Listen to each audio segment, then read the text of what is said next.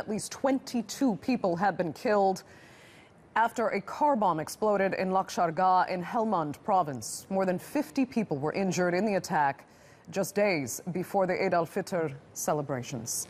And we can cross live now to Bilal Sarwary in Kabul for the latest on that attack. Hi, Bilal. This marks yet another in a growing chain of attacks across the country. How did this happen, and who might be behind it? It's a very dangerous and demoralizing trend. Obviously, Helmand is the stronghold, one of the strongholds of the Taliban. We understand from police sources in the city of Lashkar Gah that teachers, government employees, and police officers and soldiers are among those killed and injured.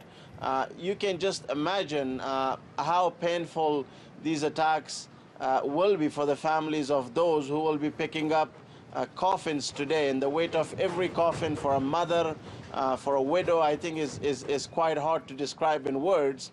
But it's important to notice that the Afghan government simply continues to fail on this front. Banks have been targeted before by the militants in various parts of the country, including in the city of Lashkar Gah. So if you have several hundred people, your police officers, your government employees, at a time when the country is on a high state of alert, in a city like Lashkar Gah, the questions are what sort of security was put in place, or you could also actually say the Taliban's strength continues to surprise everyone, both here in Kabul and across the city. As you said, there were workers there trying to collect their salaries. If I'm not mistaken, this was at the new Kabul bank where this bomb went off. These were mostly government employees, we understand, trying to get cash their paychecks.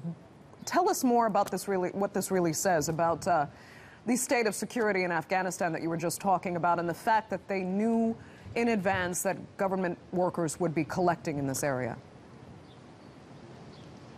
I think it's hardly a secret. Everyone knows Eid is on its way. People will be doing their shopping.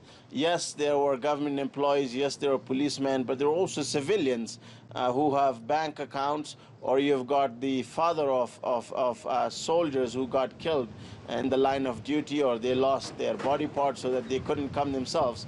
The district of Garamsir has lost a lot of policemen in today's attack.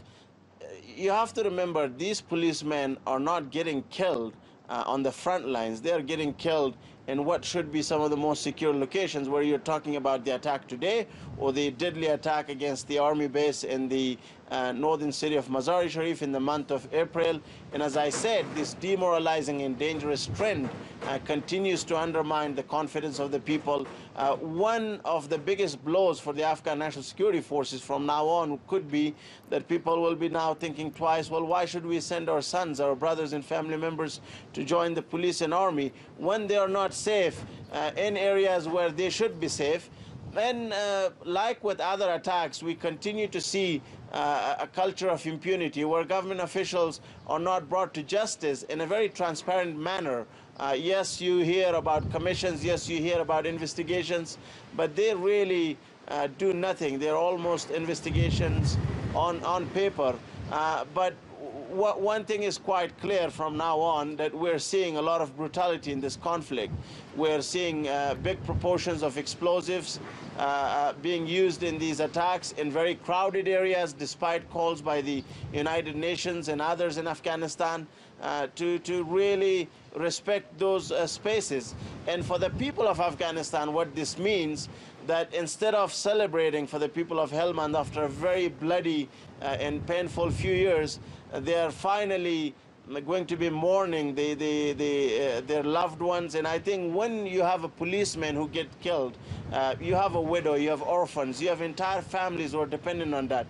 And also, if you have a police officer with years of experience working with tribal elders, knowing counterterrorism missions, when he gets killed in such a fashion, I think it's only a heartbreak, and it's very, very unfortunate for Afghanistan.